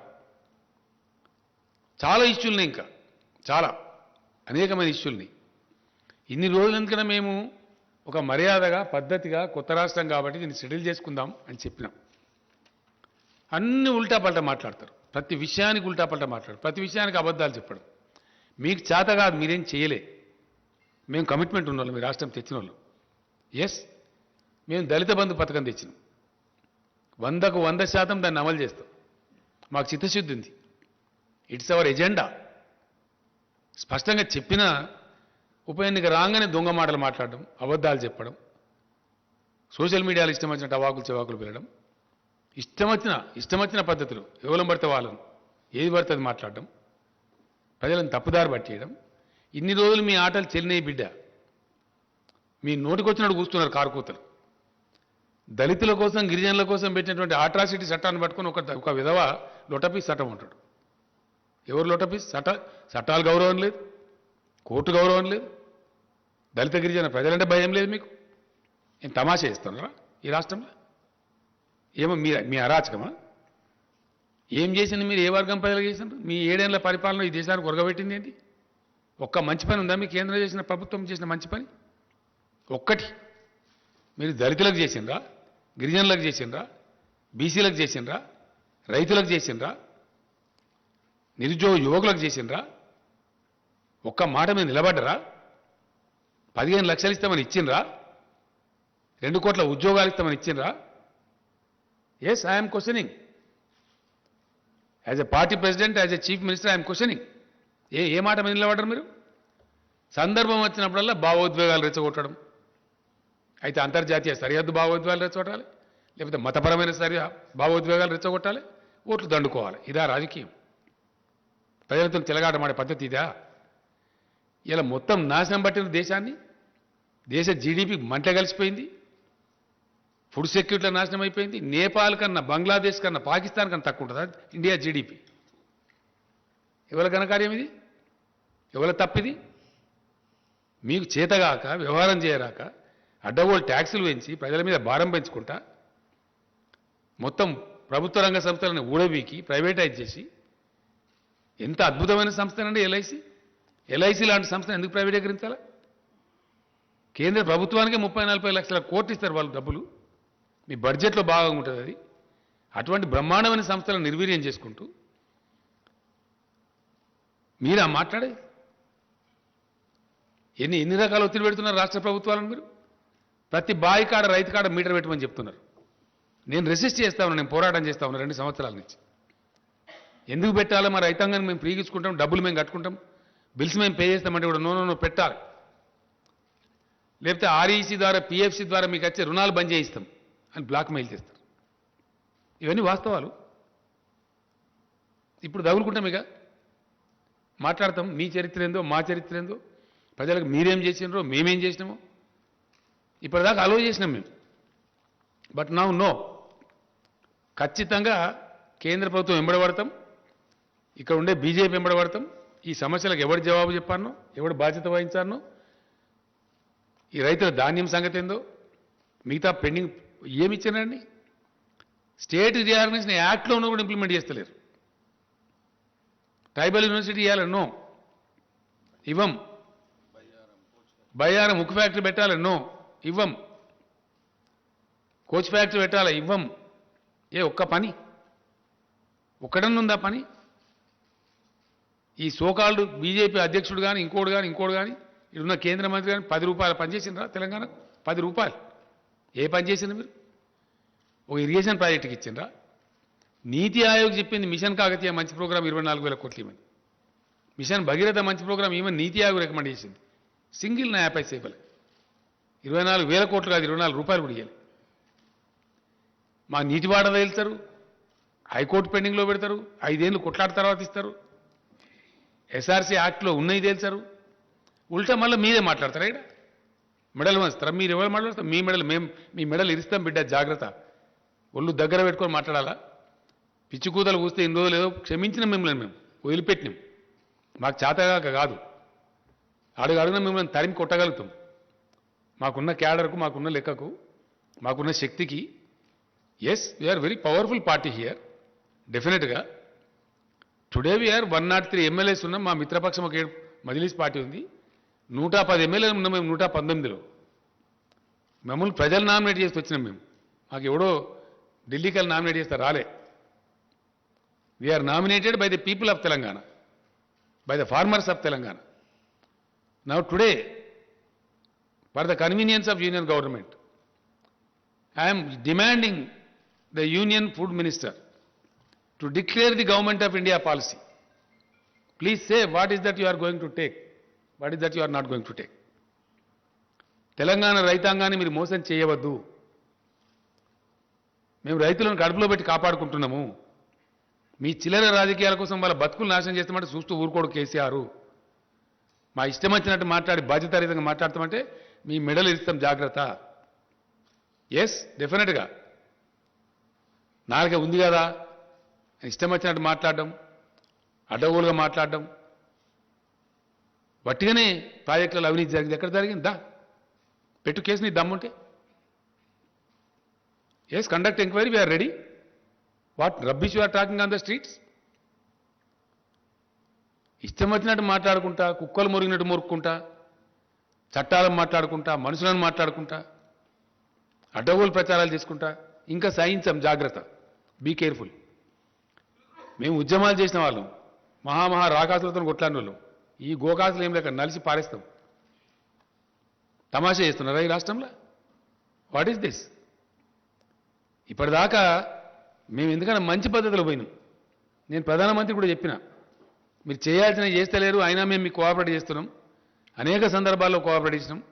President of India election cooperate చేసినాం, Vice President of India election cooperate చేసినాం, అనేక బిల్స్ పాస్ చేసేటప్పుడు కోఆపరేట్ చేసినాం. మా మీద ఎందుకంటే మీరు అనవసరంగా ఇట్లా చేస్తారని చెప్పి నేను చెప్పిన, మర్యాదతో చెప్పిన. మేము సంస్కారవంతంగా ఉన్నామని చెప్పిన. ఇంత కుసంస్కారుల్లాగా, హీనుల్లాగా దిగజారిపోయి రాజకీయాలను దిగజార్చుకుంటూ, రాజకీయ విలువలు దిగజార్చుకుంటూ, ఇష్టం వచ్చిన పద్ధతిలో మాట్లాడుకుంటూ ఎవరిని మోసం చేస్తారండి? ఎన్ని రోజులు చేస్తారు? ఎంతకాలం చేస్తారు? నువ్వు ఇప్పటిదాకా క్షమించడం కానీ బీ కేర్ఫుల్, జాగ్రత్త. నేను రాష్ట్ర బీజేపీ అధ్యక్షునికి వార్నింగ్ ఇస్తా ఉన్నా, నువ్వు మనిషివే అయితే, నీకు నిజాయితీ ఉంటే ఢిల్లీకి పోయి ఆర్డర్ తీసుకురా. యాసంగిలో వడ్డేమని చెప్పినావు కదా, మొత్తం ధాన్యం కేంద్రం మేము తీసుకుంటామని ఆర్డర్ తీసుకురా. పంటలు నేనే ఇస్తా, మంచి విత్తనాలు నేను సప్లై చేపిస్తా. అడ్డం పొడు ఇష్టం వచ్చినట్టు మాట్లాడతాం.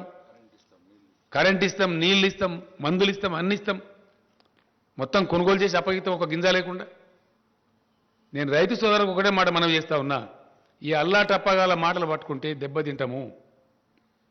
మీ ప్రాంతాలలో మీ వ్యవసాయ అధికారులను సంప్రదించండి. వరి కాకుండా ఇతర పంటలే వేసుకోండి. వీళ్ళు మోసం చేస్తారు, మనకు తీసుకోరు. మా తనలాట ఏంటంటే మీరు మంచిగా ఉండాలని, మా రైతులు బతకాలని, పంట పండించిన రైతుకు 10 రూపాయలు రావాలని చెప్పి రైతు జేబులకు డబ్బులు రావాలని మేము కొట్లాడుతున్నాం. రైతును ముంచి రాజకీయం చేసి మీ ఓట్లకు మీ డబ్బాలకు ఓట్లు రావాలని వాళ్ళు కొట్లాడుతున్నారు. కుటిల నీతి ఇది. ఈ కుటిల నీతిని రైతాంగం గమనించాలి. ఒకటే ఒక మాటను అర్థం చేసుకోవాలి రైతాంగం. 7 ఏళ్ల నుంచి మీకు ఇండియాలో ఎక్కలేనటువంటి సదుపాయాలు చేసింది టీఆర్ఎస్ గవర్నమెంట్. చేసి వాస్తవం కాదా? మిషన్ కాకతీయ చేస్తే ఎంత అద్భుతంగా ఉన్నాయి చెరువులు. ఒక్క చెరువు దిగిపోయిందా? పోయిన సంవత్సరం భయంకరమైన వర్షాలు కురిసింది.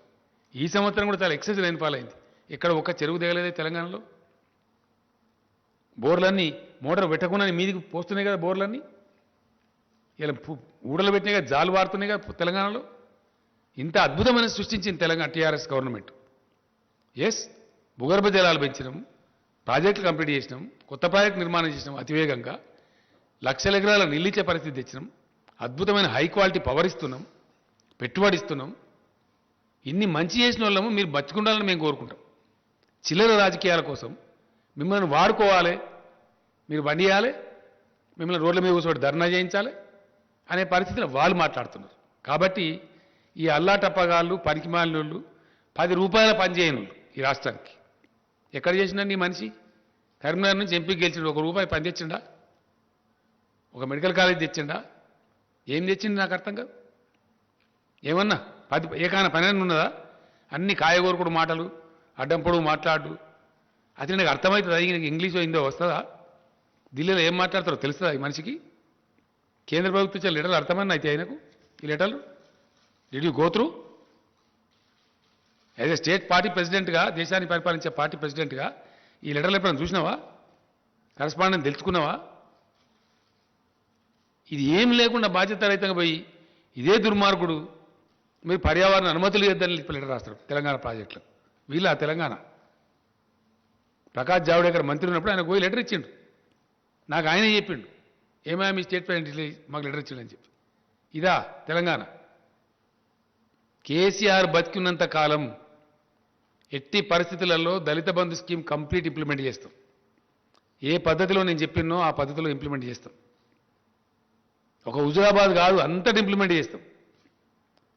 ఒక రాజకీయ పార్టీ అయిన తర్వాత ఎలక్షన్ గెలుస్తాం, ఓడతాం, మస్తు జరుగుతుంటాయి. మన నాగార్జున సార్ కాన్స్టిట్యూన్సీలో ఇదే బీజేపీ చిత్తుగా డిపైడ్ పోయింది. అప్పుడేం మాట్లాడతారు? ఏదో పెద్ద ప్రళయం బద్దలైపోయినాడు హుజురాబాద్, ఓ ఎలక్షన్ వస్తుంది పీక్తుంది ఇష్యూ. 119లో 110 ఎమ్మెల్యేల స్ట్రెంత్ ఉంది మాకు. బోధన జరుగుతూ ఉంటాయి. బై ఎలక్షన్స్ అన్నప్పుడు గెలుస్తాము, ఓడతాం, అనేకం జరుగుతుండే. మేము ఉత్తమ్ కుమార్ రెడ్డి పీసీసీ ప్రెసిడెంట్ ఉండే, ఆడ గెలిచిన హుజూర్నగర్లో మేము అంటే మస్తు గెలుస్తాం. చాలా సందర్భాలు జరుగుతూ ఉంటాయి. దానికి ఎంతో పెద్ద తెలంగాణ మాకు ప్రజలు తీర్పు వ్యతిరేకం ఇచ్చినారు. మరి 25-30 సీట్లు జరిగినాయి, అన్ని వీక్నాయి. మరి మీ బీజేపీ దేశంలో మీకు వ్యతిరేకం ఉన్నట్ట, బీజేపీకి వ్యతిరేక తీర్పు వచ్చినట్ట, దాన్ని ఎట్లా తీసుకోవాలి? మరి ఉప ఎన్నికలను ఇచ్చినప్పుడు జరుగుతూ ఉంటాయి పరిణామాలు. We don't care for that. అనేక ఎన్నికలు కొట్లాడుతుంటాము, ఇప్పుడు గెలుస్తాము, ఓడుతాము, నడుస్తుంటుంది. అది పాలిటిక్స్ గోస్ ఆన్. అదేందో పెద్ద పీకినట్టు, పడగొట్టినట్టు, దానికి పెద్ద ప్రళయం బదలైనట్టు మీకు ఇక్కడ ఉన్న ఆర్గనైజేషన్ తోక. 2018లో 107 సీట్లో డిపైడ్ పోయిన పార్టీ 107 స్థానాలలో. మేము 3/4 మెజార్టీతో గెలిచిన పార్టీ. ఉద్యమం చేసి మేము రాష్ట్రాన్ని తెచ్చిన పార్టీ. ఎస్, పబ్లిక్ రిప్రజెంటేటివ్స్ అతి ఎక్కువ కలిగి ఉన్న పార్టీ మేము. ఇన్ని రోజులు మీరు మాట్లాడితే కుక్కలు మరుగుతాయి, పోనీ ఏనుగు వంగ ఎన్ని కుక్కలు మరుగాయని క్షమించినాం మేము. ఈ కానుంచి అడ్డదిడ్డంగా మాట్లాడినా, పిచ్చి కూతలు కూసినా మిమ్మల్ని ఎన్ని రకాలుగా చట్టపరంగా చర్యలు తీసుకుంటాం, రోడ్ల మీద నిలబెడతాం, ప్రశ్నిస్తాం. ఎవరి పట్ల పడితే వారి పట్ల అడ్డదిడ్డంగా మాట్లాడితే నాలుగేళ్ళు సీరేస్తాం, జాగ్రత్త. Yes, it is my duty. తప్పకుండా నేను తెలంగాణ సాధించిన వ్యక్తిని, ఈ తెలంగాణను అద్భుతమైన ఒక శక్తి నిలబెట్టిన వ్యక్తిని నేను. నాకు బాధ్యత ఉంది, నాకు బరువు ఉంది. ఈ తెలంగాణకు ఒక గమ్యం ఉంది, లక్ష్యం ఉంది. అక్కడ తీసుకెళ్తున్నాం మేము. అన్ని వర్గాల ప్రజలను బాగు చేయడానికి తీసుకెళ్తున్నాం. నేను ఇంకో మాట కూడా ఈ సందర్భంగా చెప్తా ఉన్నా. దళిత బంధు మీద కూడా వీళ్ళు ఇష్టం వచ్చిన కామెంట్లు చేసినారు. మీరు ఎక్కడ చేసినారా మీ జీవితంలో? మీ బీజేపీ పరిపాలించే రాష్ట్రాలు ఎక్కడ ఉందా? 2000 రూపాయల పెన్షన్ ఇచ్చే ముఖం ఉందా మీకు అసలు? ఓ కళ్యాణ లక్ష్మి లాంటి స్కీమ్ ఉందా మీ బీజేపీ పాలిత రాష్ట్రాలలో? ఉందా? ఇక్కడ ఉందా? ఏ ప్రజలకన్నా మీరు మంచి చేసిర్రా మీ 7 ఏళ్ల పరిపాలనలో? ఎంతసేపు మత విద్వేషాలు రెచ్చగొట్టుడు, బార్డర్ చూపించుడు, పాకిస్తాన్ చూపించుడు, చైనాను చూపించుడు. ఆడ కూడా లెంకల పడ్డారు. వాడు వచ్చి చైనా దంచుతుండు అరుణాచల్ ప్రదేశ్లో. ఈ ఊళ్ళ కడుతుండు అక్కడ. ఆడ శాత కాదు, తోక ముడిచిరు అక్కడ. వాటికనే ఒకటి డ్రామా చేసి మత విద్వేషాలు రెచ్చగొట్టుడు, కుల విద్వేషాలు రెచ్చగొట్టుడు, పిచ్చి పిచ్చి కథలు చేసుడు, పచ్చి అబద్ధాలు ప్రచారం చేసి పచ్చి అబద్ధాలు. ఒక్కడన్నా నిజముందా? పెరిగిందా క్రూడ్ ఆయిల్ ధర ఇంటర్నేషనల్ మార్కెట్లో? పెరిగిందా? చూపిస్తావా? ఇంటర్నేషనల్ ప్రైస్ కదా, అబద్ధం చెప్పలేం కదా ఇవ్వలేం కూడా. పెరగకున్నా పెరిగిందని చెప్పలేదా మీరు? ఎట్లా పెంచింది మీరు? ట్యాక్స్లు ఎట్లేసిండ్రు? పెంచింది మీరు, ప్రజల మీద భారం మోపింది మీరు, ప్రజల చేతుల మీకు శిక్ష తప్పదు. We are demanding the government of India to withdraw all cesses on petrol and diesel immediately. ఆటోమేటిక్గా 77 రూపాయలకు వస్తుంది. మీరు పెంచి మీరు పిసరంతా తగ్గించి 30 రూపాయలు పెంచి 31 రూపాయలు లీటర్కి పెంచి దానిలో 5 రూపాయలు తక్కువ చేసి మేమేందో పీకి పడగొట్టినాం, మీరు కూడా తగ్గిస్తుంటారు, మేము ధర్నా చేస్తాం మీరు తగ్గిపోతే అని మాట్లాడతారు. 100% సెస్ రూపం పెట్టి మొత్తం వాళ్ళు కొట్టేయడం డబ్బులు. రాష్ట్రాలకు ఇయ్యారు వాటా. దాంట్లో డివైజివ్ పూల్లో రాజ్యాంగబద్ధంగా ట్యాక్స్ రూపంలో వస్తే సెంట్రల్ ట్యాక్సెస్లో స్టేట్లకు షేర్ ఇవ్వాలి, 41% ఇవ్వాలి.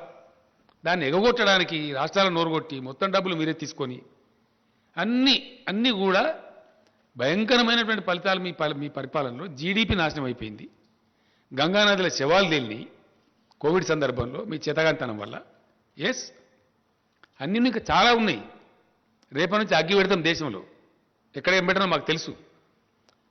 మీ అడ్డదిడ్డం పనులకు, మీ ఇష్టం వచ్చిన మాటలకు చాలా మర్యాదగా ప్రవర్తించినాం ఇప్పటిదాకా.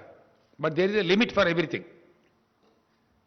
నేను ఎప్పుడు మాట్లాడలే, నాకు ఇంత మంట ఎందుకు మండుతుందంటే వ్యక్తిగతంగా నన్ను నిందించినా నేను మాట్లాడలే, పర్సనల్గా నా మీద పడ్డా నేను మాట్లాడలే, కుక్కలు మరుగుతలేకపోతే ఎవడు పడుచుకుంటారో మాట్లాడలే, కేర్ చేయలే. కానీ రైతాంగం యొక్క బతుకుతో ఇలా చెలగాట మారుతున్నారు కాబట్టి, పంటలు వేయమని బాధ్యత రైతంగా చెప్తున్నారు కాబట్టి, మీ మాట నమ్మి ఒకవేళ వడ్డు పండిస్తే రైతులు రేపు పొద్దున మునుగుతారు కాబట్టి, వాళ్ళని ఎట్టి పరిస్థితులు మునిగిపోనియద్దు, కాపాడుకోవాలి కాబట్టి నేను ఆవేదనతో ఈ మాట చెప్తాను. ఏ వ్యవహారం చక్కగా ఉన్నదండి వీళ్ళది? సింపుల్ ముచ్చటండి, ఒకటే మాట దయచేసి, ఎక్కువ లేదు. కేంద్ర ప్రభుత్వం బియ్యం తీసుకుంటా, వడ్డు తీసుకుంటా అంటే రాష్ట్ర ప్రభుత్వం వద్దంటున్నదా? కమాన్ స్టేట్ దా. నేను మా వ్యవసాయ మంత్రి గారిని పంపిస్తా, ఆయన బాగా ఎడ్యుకేటెడ్, హైలీ ఎడ్యుకేటెడ్. నువ్వు రా డిబేట్కి అడగస్తావు. నువ్వు వంట అంటే మేము వద్దంటున్నావా? ఇన్ని నీళ్లు తెచ్చి, ఇన్ని ప్రాజెక్టులు కట్టి, ఇంత కరెంటు తెచ్చి ఇలా రైతాంగం కార్లు కొనుక్కుంటున్నారు ఊళ్ళల్లో. ఊళ్ళు ముఖాలు తెల్లబడ్డాయి. హైదరాబాద్లో కూడా వాపసు పోయి ఇల్లు చదువుకుంటున్నారు ఊళ్ళల్లో, సంతోషపడుతున్నారు. ఒక దరికి వచ్చే తెలంగాణను నీ చిల్లర రాజకీయం కోసం నీ కంపు నోరుతోని ఇష్టం వచ్చినట్టు మాట్లాడి మెడలు వస్తావు. ఎవరి మెడలు వస్తావు? నీ మెడ 4 ముక్కలు చేస్తావు అనుకుంటున్నావు, జాగ్రత్త. తెలంగాణ ప్రజల జీవితాలతో చెలగాట మాట్లాడితే ఊకోడు కేసీఆర్. నన్నంటే నేను పడ్డా, కానీ తెలంగాణ రైతులు మోసం చేస్తా, తెలంగాణ రాష్ట్ర ఎకానమీ నాశనం చేస్తా, నో. మేము కడుపు కట్టుకొని, నోరు కట్టుకొని, నీతిమంతంగా, డిసిప్లిన్గా ఫిజికల్ ప్రుడెన్స్ మెయింటైన్ చేసినాం, ఆర్థిక క్రమశిక్షణ పాటించినాం. దానివల్ల రాష్ట్ర ఆర్థిక పరిస్థితి పటిష్టంగా ఉంది. అలా we are number 1 state in the country. ఇది మా డిసిప్లిన్. మీ చేతగాంతనం వల్ల దేశాన్ని నాశనం పట్టించింది మీరు. మీరు వచ్చినాడు 30-40 వేల కోట్ల అప్పు, ఇలా 1,30,000 కోట్ల అప్పు చేసింది మీరు. ఇది 70-80 లక్షల కోట్ల అప్పులు చేసిండ్రు ఈ కేంద్ర ప్రభుత్వం. జీడీపీ క్రాస్ చేసిండ్రు, ధరలు పెంచిండ్రు. ఏమైందండి ఇలా ఫలితం? మీరు పెంచిన పెట్రోల్ ధరల వల్ల ప్రతి ఒక్క వస్తువు బగ్గుమంటుంది. ఇలా అన్ని నిత్యావసర సరుకులు పెరిగినాయి, ప్రతి ఒక్కటి. ఎరువు బస్తా తీసుకొచ్చి రైతుకు అమ్మితే దాని మీద ట్రాన్స్పోర్ట్ ఛార్జ్ పెరిగిందని వాళ్ళు ధరలు పెంచుతూ ఉన్నారు. పప్పుల ధరలు పెరిగినాయి, ఉప్పుల ధరలు పెరిగినాయి. పెరగంది ఏదైనా ఉందా ఇవాళ? వాని ఇవ్వని అనే పరిస్థితి లేదు ప్రజలు. పెట్రోల్ ధర పెరిగింది సార్, మాకు ట్రాన్స్పోర్ట్ ఛార్జ్ పెరిగింది, మేము పెంచుతాం. ఒక్క పెట్రోల్ ధర కాదు, పెట్రోల్ ధర పెంచడం ద్వారా పేద ప్రజల యొక్క జేబులు దోపిడీ చేసి వాళ్ళ కొంపలు ఆర్చింది మీరు. అన్ని నిత్యావసర వర్కులు. అసలు వాస్తవ స్టోరీ ఇట్లుంటే మీరేందో పవిత్రులు అన్నట్టు, మీరు చాలా గొప్పోలం అన్నట్టు, మా అంత సిపాయి లేరు అన్నట్టు అడ్డం పొడుగు మాట్లాడడం చాలా జాగ్రత్త. ఇప్పటిదాకా క్షమించినాం, ఇప్పటి నుంచి మాత్రం క్షమించం. కేంద్ర మంత్రి కూడా కిషన్ రెడ్డి కూడా తప్పులు మాట్లాడుతున్న కిషన్ రెడ్డి గారు మంచిది కాదు నీకు. నేను కూడా పనిచేసిన కేంద్ర మంత్రిగా చాలా హుందా ఉండాలి, పెద్ద పదవి వచ్చిన అంత గౌరవంగా మాట్లాడాలి. ఈయన మన హుజురాబాద్ ఎలక్షన్లో పోయి కేసీఆర్ఏ బాధ్యుడు అని మాట్లాడుతుంది. అన్ని అబద్ధాలు, పచ్చి అబద్ధాలు. ఈయన అప్పుడు యూపీఏ గవర్నమెంట్లో మంత్రి ఉండే, అప్పుడు చేసిన దానివల్ల మేము ఇప్పుడు పెంచిన ధర అని మాట్లాడుతుంది. ఇదా ఉందా నీ దగ్గర లెక్కాచారం? చూపిస్తావా? వస్తావా? ప్రతి విషయాన్ని కూడా ఉన్నది లేనట్టు, లేనిది ఉన్నట్టు భ్రమలు కల్పించి పచ్చి అబద్ధాలు చెప్పి ప్రజలను మోసం చేస్తూ ఉన్నారు. వీళ్ళు ఏం మంచి చేయలేదు ఎవరికి కూడా. వీళ్ళు రైతాంగానికి బాగా చేసిండ్రా, గిరిజనులకు బాగా చేసిండ్రా, దళితులకు బాగా చేసిండ్రా, బీసీలకు చేసిండ్రా, నిరుద్యోగ సమస్య తీర్చి ఏం తీర్చినండి ఈ పార్టీ వచ్చి? నాకు అర్థం కాదు. ఎవరు ఉద్ధరించిండ్రు? ఇంకా ఉల్టా రైతులను దొక్కేయండి, చంపేయండి. బీజేపీ కార్యకర్తల మీటింగ్లు పెట్టి హర్యానా ముఖ్యమంత్రి చెప్తారు, మీరు జైలుకోవడానికి సిద్ధపడండి, 1000 మంది 1000 మంది చొప్పున ముఠాలు తయారై రైతులను దాడి చేయండి. ఇదానే మీ పరిపాలన, మీ నీతి? రైతుల మీద కార్లు ఎక్కించి కేంద్ర మంత్రులు పోయి ఇదేనా నీతి? 1 సంవత్సరం నుంచి చేస్తానే రైతులు ధర్నా అక్కడ. మీరు చేసిన దిక్కుమాలిన కార్పొరేట్ చేతిలో పెడతామంటే వద్దని చెప్పి మొత్తం మార్కెట్ కమిటీలు రద్దు చేస్తారు వీళ్ళు. రైతుల బతుకుని తీసుకుపోయి కార్పొరేట్ల చేతిలో పెడతారు వీళ్ళు. ఎస్, మీది అదే కదా ప్రయత్నం. మీది చెప్పడమేమో తేనె ఊసిన కత్తిలాగా. రైతు ఎక్కడైనా నమ్ముకోవచ్చు, అమ్ముకుంటాడు అనండి. 3 ఎకరాల రైతు, 5 ఎకరాల రైతు కొంచెం కర్ణాటకలో, తమిళనాడులో అమ్ముతాడా, ఢిల్లీలో కూడా అమ్ముతాడా? సాధ్యమయ్యే పనేనా? అంటే ఇరకబెట్టాలి రైతు. ఈ మోసం చేసి కార్పొరేట్ వాడింత ధర చెప్తే అంత ధరకు అమ్ముకోవాలి. ఆయన పొలంలో ఆయన జీతగానికి పనిచేయాలి. అగ్రికల్చర్ కార్పొరేటైజేషన్ కోసం చేసిన కుట్ర, భయంకరమైనటువంటి పద్ధతిలో జరుగుతున్న కుట్ర, అన్నిటినీ ఛేదిస్తామని బయట పెడతాం. ఎస్, డెఫినెట్గా రేపు పార్లమెంట్లో కూడా దద్దరిలో చేస్తాం. రాష్ట్ర హక్కుల కోసం కొట్లాడతాం. నీ ధాన్యం సంగతి కూడా పెడతాం రేపు పార్లమెంట్లో.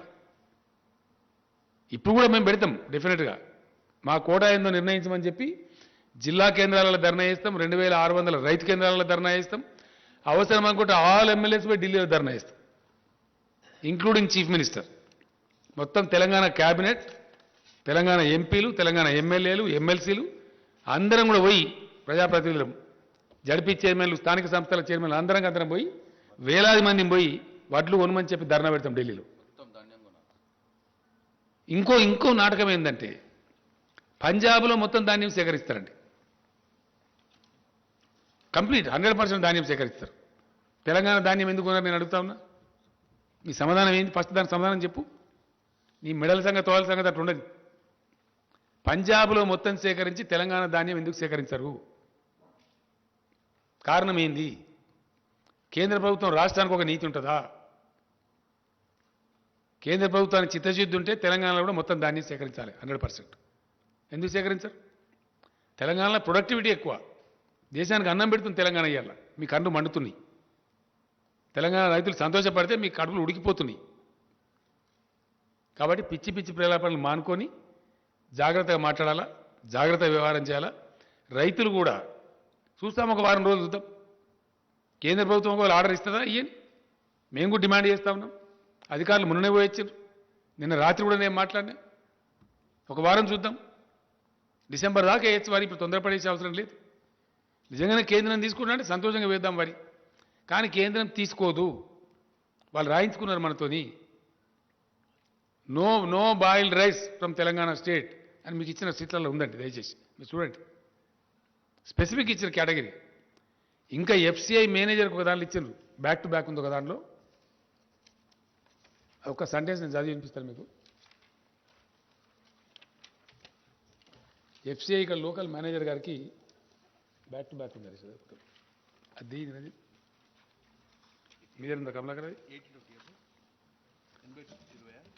కాదు, 80-20 ఒకటి ఉంది. అదంతా మోసం చేశారు. ఫైనల్గా చెప్పిన దాంట్లో ఇక్కడ ఉందండి, కృషి భవన్ ఇన్ న్యూఢిల్లీ మీకు ఇచ్చిన దానిలో ఉంది. దీనిలో బ్యాక్ పేజీలు ఏముంటుందంటే క్లియర్గా, the general manager Telangana region FCI with a request to take in writing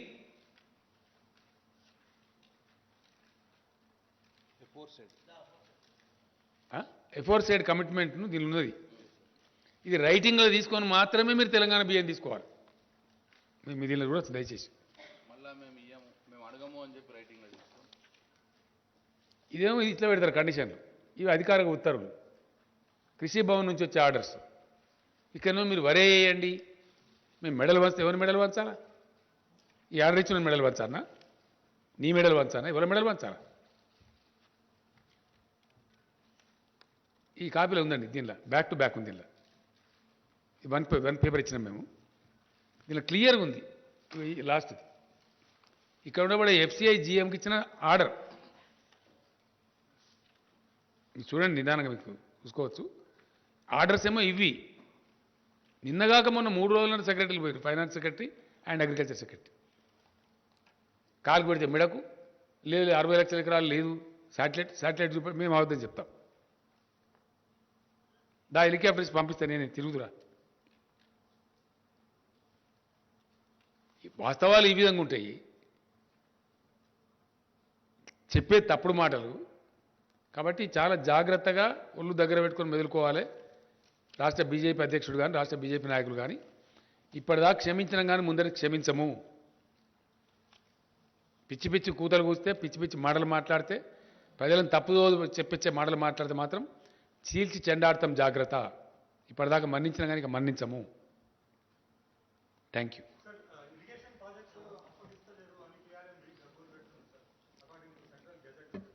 అదో కేఆర్ఎంబి తోక. ఏమి కేఆర్ఎంబి? నీకు ఏమైనా ఇంట్రెస్ట్ ఉందా బాగా Rahul? Are you supporting KRMB? Are you welcoming KRMB? Gazette నిజమే, గజెట్. ఏం gazette? Same centre, why they are not referring this to C3 section 3 కింద? Why are you not writing an article as a Telangana బిడ్డ? Please write. Why the government is not able to deliver? ఏం అసమర్థత కేంద్ర ప్రభుత్వానికి? Is it not an inefficient government not to refer the matter to the tribunal? కొత్త రాష్ట్రం ఏర్పడితే రాష్ట్రానికి నీళ్ళు రావద్దా? కేఆర్ఎంబి జిఆర్ఎంబి ఓ డ్రామానా, దొంగ డ్రామా. దమ్ముంటే కేంద్ర ప్రభుత్వానికి. మొన్న నేను పోయిన 3 నెలల కింద పోయినప్పుడు ఆ మంత్రిని అడిగిన నేను, ఏమైనా ఎందుకు చేయరా అసలు మీ కథ ఏందని? మీరు సుప్రీంకోర్టులో కేసు వేసిన సార్ విడ్రా చేసుకోమని. విడ్రా చేసుకున్నాం. Now I'm demanding mister Gajendra Singh Shekhawat, నువ్వు నాకు ఇచ్చిన మాట ప్రకారం నువ్వు నిజాయితీ ఉంటే ఇమీడియట్లీ రెఫర్ టు ట్రిబ్యునల్.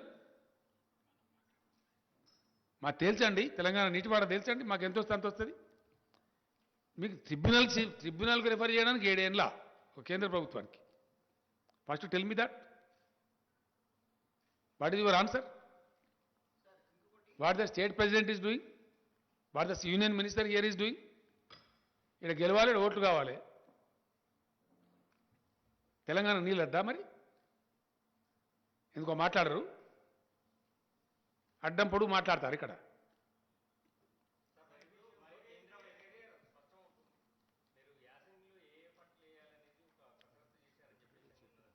మొత్తం డీటెయిల్స్ అన్ని ఇచ్చిండ్రు, అందరికి ఇచ్చిండండి.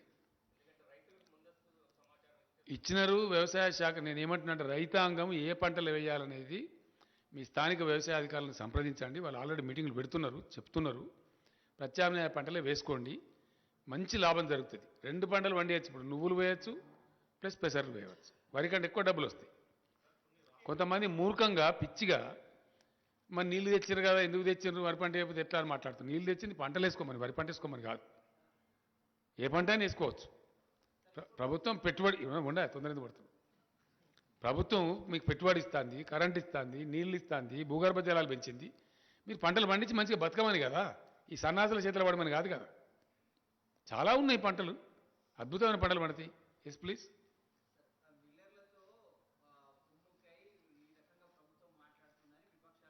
ఏ విపక్షమా? ఎవడెవడు తలకాలేనోడు? ఎవడు వాడు ఒకటేందే. నీ ఒకటే కరెక్ట్ కాదు. ఒకటి చెప్పు ఫస్ట్. నువ్వు చెప్పా. ఏ విపక్షమో చెప్పు. ఏ విపక్షమయా? నువ్వు ప్లీజ్ బీ పేషెంట్. ఏ విపక్షమో చెప్పు. నువ్వు వాడు తలకాయ ఉన్నాడా, తోకున్నాడా, మంచిగా గాడిదా? గాడిదా నాకేం తెలుసు? నాకు తెలియదు. నువ్వు చెప్పు ఏ విపక్షమో. మళ్ళీ ఇంకో ప్రశ్న ఇచ్చిపెట్టా. ఈ ప్రశ్న చెప్పు. ఆగ్రో ఇండస్ట్రీస్ కాదు, ఫుడ్ ప్రాసెసింగ్ ఇండస్ట్రీస్. అది నీ బుడముండ వాదన, తలా తోకలేని వాదన. ఎవడా మాట్లాడినది నాకు అర్థం కాదు. నిపుణులు ఎవడా నిపుణుడు నాకు అర్థం కాదు. ఏడవాడు తీసుకురాపో. అట్లే అంటారు మరి ఎట్లా అంటారు క్లారిటీ లేదు. నువ్వు ఎట్లా అంటారు నువ్వు మరి క్వశ్చనే క్లారిటీ లేదు. ఫుడ్ ప్రాసెసింగ్ ఇండస్ట్రీ రావాలా దానికి 2-3 ఏళ్ళు పడుతుంది 4 ఏళ్ళు పడుతుంది పట్టదా నీకు కూడా ఉండాలి కదా జ్ఞానం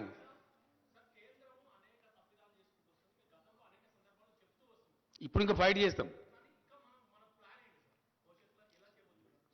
100% రాష్ట్ర ప్రయోజనాలు కాపాడడానికి అవసరమైన అన్ని రకాల పోరాటాలు చేస్తాం ఎస్ ఇప్పటి వరకు మేము కొద్ది గొప్ప పేషెంట్ ఉన్నది ఎందుకంటే ఎందుకు అనవసరమైన కయ్యం కొత్త రాష్ట్రం దీన్ని మంచిగా కొంచెం ఒక సెట్ చేసుకుందాం ఒక పెట్టిన ఇప్పుడు సెట్ చేసుకున్నాం ఆర్థికంగా నంబర్ 1 ఉన్నాం పంటలు పండించేదానిలో నంబర్ 1 ఉన్నాం పర్ క్యాపిటా పవర్ యూజ్లో నంబర్ 1 ఉన్నాం ధాన్యం సేకరించే దానిలో నంబర్ 1 ఉన్నాం సంక్షేమ రంగంలో నంబర్ 1 ఉన్నాం దళిత బంధు లాంటి అద్భుతమైన విప్లవాత్మక పథకాలు తెచ్చిన దానిలో నంబర్ 1 ఉన్నాం కళ్ళు మండుతున్నాయి గజ్జును వణుకుతున్నారు బీజేపీ ఎమ్మెల్యేలు డిమాండ్ చేస్తారు కదండి రాయచూరు ఎమ్మెల్యే కర్ణాటక మంత్రిని కూర్చోబెట్టి తెలంగాణ పథకాలు మాకు అమలు చేయండి లేదా మమ్మల్ని తెలంగాణలో కలపండి అంటున్నారు ముఖం మీద ఉమ్మేసి సిగ్గుండాల అధికార మహారాష్ట్రలో బీజేపీ గవర్నమెంట్ ఉన్నప్పుడే అక్కడి నుంచి వచ్చి మమ్మల్ని తెలంగాణ కలపాలని తీర్మానాలు చేసిన గ్రామ పంచాయతీలలో నేనేమంటున్నా తర్వాత బ్రదర్ అది నేను రేపు మాట్లాడతా మీకు రేపటి నుంచి రోజు విందే నేనే మాట్లాడతా ఇక డైరెక్ట్గా నేనే రంగంలోకి ఎందుకు దిగినా అంటే ఈ చిల్లరగాళ్ళు ఈ కిరికిరిగాళ్ళు కిరాయగాళ్ళు వీళ్ళు తెలంగాణ నాగం చేస్తే కేసీఆర్ మౌనం పాటిస్తాడా నా ప్రాణం పోయినా సరే ఎంత కష్టపడి రాష్ట్రాన్ని తెచ్చిన్నో ఎంత ఇష్టపడి దీన్ని డెవలప్ చేసిన్నో నాకు ఒక మాట బాగా గుర్తుందండి టీఆర్ఎస్ భవన్ తెలంగాణ భవన్ హైదరాబాద్లో ఇనాగ్రేట్ చేసినాడు తమిళనాడు నుంచి పీఎంకే అధ్యక్షుల వారిని పిలిచిన రామదాస్ గారు ఆయన వచ్చిండు ఆయన అన్నాడు ఆ బిల్డింగ్ చూసి పార్టీ ఆఫీస్ కట్టుకోవడానికి నీకు 1 ఎకరం జాగిస్తే ఇంత బ్యూటిఫుల్ కట్టినవు తెలంగాణకి ఇంకెంత బాగా చేస్తావో కేసీఆర్ అని నాతో దేవుని దేవాల తెలంగాణ వస్తుంది రామదాస్ గారు మీరు బతికే ఉంటారు నేను బతికే ఉంటా అద్భుతంగా చేసి చూపిస్తా తెలంగాణ అని చెప్పారు మొన్న ఈ మధ్య మాట్లాడినా కానీ కంగ్రాచులేట్ చేసి పేపర్లలో చూస్తున్నా చాలా అద్భుతమైన రాష్ట్రంగా పురోగమించినావు కంగ్రాచులేషన్స్ అని చెప్పి నా దీవెన ఉంది అని చెప్పాడు అది మాకుండే తృప్తి మేము తగ్గించామండి క్వశ్చన్ డజన్ నాట్ మేము పెంచలే కదా మేము పెంచితే కదా తగ్గించేది మేము ఒక నయా పైసా పెంచలేదు బ్యాట్ పెంచలే అది ట్యాక్స్ కదనండి మేము అవదని చెప్పడానికి ఉండదు కదా పెంచితే రికార్డులు వస్తుంది కదా టీఆర్ఎస్ ప్రభుత్వం ఏర్పడిన నాటి నుంచి ఒక నయా పైసా వ్యాట్ మేము పెంచలేదు మమ్మల్ని తగ్గించుకుని ఎవడంటాడండి సన్నాసి గాడు ఏ సన్నాసి పెంచిండో వాళ్ళు దించును మీరు పెంచిన వాళ్ళు తగ్గించాలా మేమేం తగ్గించాలా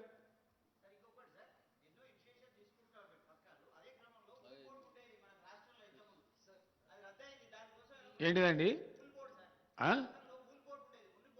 ఏంటిది అది చెప్దాం మళ్ళీ చెప్దాం ఎస్ సెస్సెస్ నాట్ రెడ్యూసింగ్ అండి I'm demanding the government of India to remove the cesses levied by the government of India on petrol and diesel. Yes, total cess. It is possible because please, it is to the benefit of the country.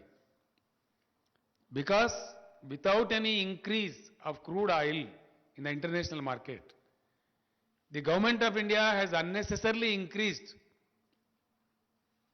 levied the cess on petrol and diesel, burdening the pockets of the poor people. Middle class people. Now, if the government of India is sincere towards poor people of the country, it is up to them to withdraw the total cesses levied by them. I am very clear. So my question is, do you have in mind some kind of a timeline or a deadline? 100%, we continue to fight. We will continue to fight. Today we have initiated, I made it clear to the people that we are going to fight with government of India. కంటిన్యూగా fight చేస్తాం petrol diesel మీద cess withdraw చేయమని మేమే ధర్నాలు చేస్తాం ఎవరైతే పెంపుకు కారణమో వాళ్ళని నిలదీస్తాం ఎవ్వరం కలుపుకోనో వాళ్ళని కలుపుకుంటాం అందరిని కలుపుకుంటాం ఎవరెవరం కలుపుకొని అందరిని కలుపుకుంటాం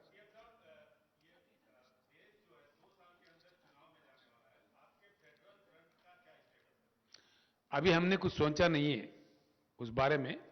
हमारे राज्य में जो हो रहा है, यहाँ के भाजपा के लोग जो उल्टा सीधे बातें कर रहे हैं, उनको लगाम लगाना मेरा काम है। मैं इस राज्य को लाने वाला हूं, पाने वाला हूं, हासिल करने वाला हूं, और इस राज्य को अच्छा बनाने वाला हूं, बना दिया हूं। ये मैं नहीं कह रहा हूं, ये किताब मैं खुद नहीं दे रहा हूं, रिजर्व बैंक ऑफ इंडिया दिया है। केंद्र सरकार खुद कईयों मुद्दों पर बात करते हुए पार्लियामेंट के अंदर कहा है, पार्लियामेंट में हर घर को पानी देने वाला, टैप दे के देने वाला कोई राज्य हिंदुस्तान में है, वो सिर्फ तेलंगाना है। हर घर को फायदा पहुंचाने वाला कोई राज्य तेलंगाना हिंदुस्तान में कोई है तो तेलंगाना है। ये बात मैं नहीं कह रहा हूं, केंद्र सरकार ने पार्लियामेंट में कहा है। तो इसलिए आगे की जल के क्या करना है, जरूर हम लड़ते रहेंगे, बिल्कुल हमारे हकों के लिए, हमारे लिए और देश के हकों के लिए।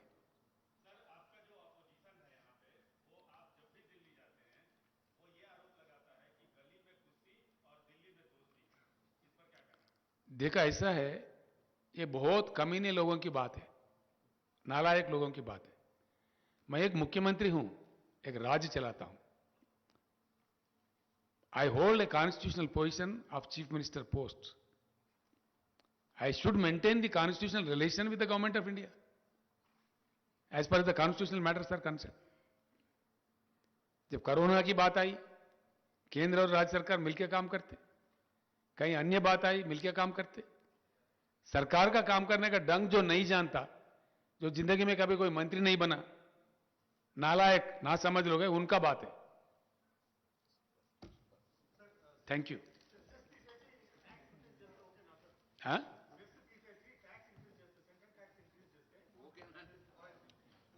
అసలు పెట్రోల్ డీజిల్ ధరలు పెంచడమే తప్పు. అడ్డదారులు దొడ్డిదారులు కేంద్రం పెంచింది, మొత్తం విత్డ్రా చేసుకోమని మేము డిమాండ్ చేస్తున్నాం. That's all. Thank you.